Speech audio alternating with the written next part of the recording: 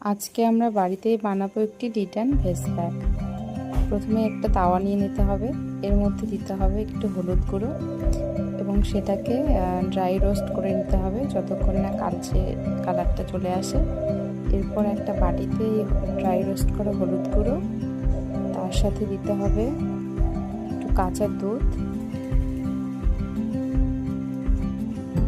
এরপর আমরা অ্যাড করে নিচ্ছি একটু টক দই 1 চামচ, তার সাথে 1 চা চামচ চালের গুঁড়ো, 1 চামচ লেবুর রস। এরপর এটাকে ভালো মতো মিক্স করতে হবে। মিক্স করলে এরকম একটা কালার চলে আসবে। তারপর সেটা আমরা আমাদের যে এরিয়াতে ট্যান করেছে সেখানে অ্যাপ্লাই করব। 15 মিনিট রাখতে হবে।